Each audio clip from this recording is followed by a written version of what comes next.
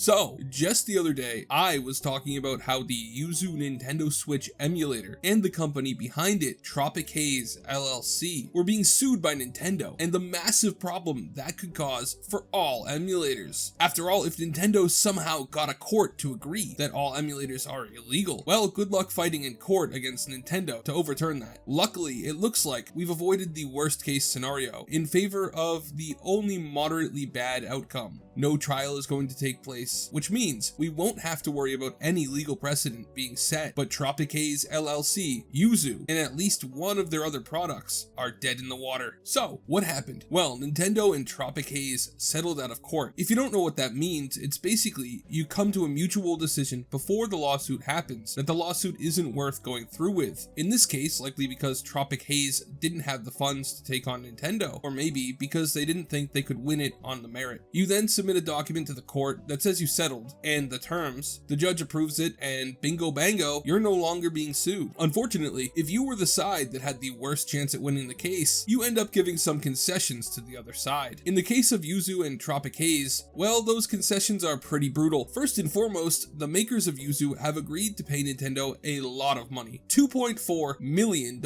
which has got to be seriously life-changing money for the people who made Yuzu. I can't imagine that an emulator company was bringing in all that much cash. But that's not it. The settlement asks that the court put in place a permanent injunction that would stop Tropic Haze from offering, providing, marketing, advertising, promoting, selling, testing, hosting, cloning, distributing, or otherwise trafficking in Yuzu or any source code or features of Yuzu, meaning that Yuzu is entirely dead. They aren't allowed to do anything further with it, and they will have to take down the software from anywhere that they had made it available in the past. On top of that, the former website for Yuzu is to be shut down. Then they have to delete all of their copies of Yuzu and tools they used in its development, including the decryption keys the whole lawsuit originally focused on. Oh, and Nintendo is taking all of their modified Nintendo hardware, including their modified Nintendo Switch systems. And that's just a 2,000-foot view. There's a lot of detail in the court filing, but it boils down to Yuzu is to be nuked from orbit, and they're never allowed to even so much as yearn wistfully for it going forward. That's a bit of an exaggeration, but really not as much of one as it probably should be. Tropic Haze LLC folded completely, so Nintendo is basically going to make sure that there's no way that they can do this again. That's just the way it goes. The strong eat the weak. Yuzu put out a statement on their Twitter. It reads, "Hello Yuzuers and Citra fans. We write today to inform you that Yuzu and Yuzu's support of Citra are being discontinued effective immediately. Yuzu and its team have always been against piracy. We started the projects in good faith out of passion for Nintendo and its consoles and games, and we were not intending to cause harm, but we see now that because our projects can circumvent Nintendo's technological protection measures and allow users to play games outside authorized hardware, they have led to extensive piracy. In particular, we have been deeply disappointed when our users have used our software to leak game content prior to its release and ruin the experience for legitimate purchasers and fans. We have come to the decision that we cannot continue to allow this to occur. Piracy was never our intention, and we believe that piracy of video games and on video game consoles should end. Effective today, we will be pulling our code repositories offline, discontinuing our Patreon accounts and Discord servers, and soon shutting down our websites. We hope our actions will be a small step toward ending piracy of all creators' works. Thank you for your years of support and for understanding our decision." So yeah, they were probably required to take a public anti-piracy stance as part of the settlement. Otherwise, they're just kissing the boot to keep it from stomping them anymore. What's interesting is that this post wasn't just made on the Yuzu Twitter, but also on the Citra Twitter. If you don't know, Citra was a 3DS emulator that I guess was worked on by the same people as Yuzu. It turns out that the takedown isn't just going to affect Yuzu, but also Citra. The Citra GitHub and any way to download the emulator have been wiped already, which sucks. I can understand shutting down Yuzu. After all, it's kind of obvious that a current gen emulator will be used for piracy of new games that come out, whether that's the intention of the emulator's creators or not. But emulators for devices like the 3DS are needed. They don't make the 3DS anymore, which means that if there's no emulator, eventually game preservation is going to be really difficult. We may end up losing games entirely to the sands of time because there's just no way to play them anymore if this kind of thing continues. It's not an issue that affects us right now, but in 50 years time, we'll be wishing that we didn't go after emulators for obsolete systems. What do you guys think of this whole mess? Are you surprised that Yuzu folded so easily? I'm not. Are you upset that the 3DS emulator is going away as well? What do you think game preservation will look like in the future? Let me know in the comments. Thank you for watching all the way till the end. Like and subscribe if you haven't already. Have a great day, and God bless you.